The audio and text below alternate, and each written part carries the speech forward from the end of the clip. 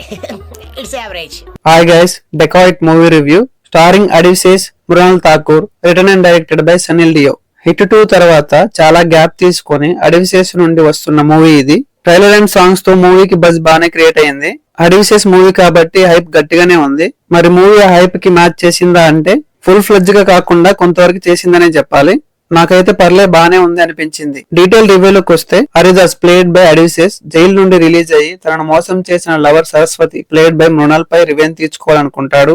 ఒక సిచ్యువేషన్ వల్ల మనీ కోసం వీళ్ళిద్దరు కలిసి దొంగతనానికి ప్లాన్ చేయాల్సి వస్తది. మరి లాస్ట్ కి ప్లాన్ సక్సెస్ అయ్యిందా, దొంగతనం ఎందుకు చేయాల్సి వచ్చింది అనేది ఈ మూవీ చూసి మీరు తెలుసుకోవాల్సిందే. ఇదేం స్పాయిలర్ కాదు, ట్రైలర్ లోనే ఉంటది. మెయిన్ ప్లాట్ లోకి వెళ్ళడానికి ఇనిషియలీ కొంచెం టైం తీసుకున్నారు. స్టార్టింగ్ లో వాళ్ళ love story, flash back scenes ఉంటాయి, అవి కూడా బానే ఉన్నాయి.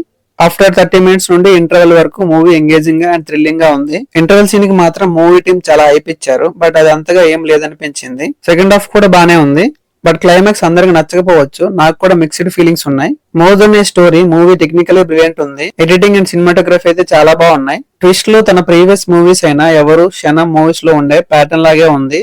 ఎస్పెషలీ క్లైమాక్స్ లో వచ్చే ట్విస్ట్లు. సో అలాంటివి మనం ముందు ఎక్స్పీరియన్స్ చేసినాం కాబట్టి అవి అంతగా ఇంపాక్ట్ చేయలేకపోయేవి అని నా ఫీలింగ్. మూవీకి మెయిన్ ప్రాబ్లం అడివిసేస్. ఏం మాట్లాడుతున్నావురా, నరాలు కట్ అయిపోయింది. ఎందుకంటే తన మూవీస్ తో అతని స్టాండర్డ్ చాలా హైలో పెట్టారు. సో దానివల్ల ఆడియన్స్ ఎక్స్పెక్టేషన్స్ కూడా చాలా హైలో ఉంటాయి. ఇలాంటి రెగ్యులర్ స్టోరీతో వస్తే ఆడియన్స్ కూడా అంత ఇంప్రెస్ అవ్వరు. మీరు ఎక్స్పెక్టేషన్స్ ఎంత లోలో పెట్టుకొని చూస్తే మీకు ఈ మూవీ అంత నచ్చుతుంది. బీమ్స్, మ్యూజిక్ అండ్ సాంగ్స్ బాగున్నాయి.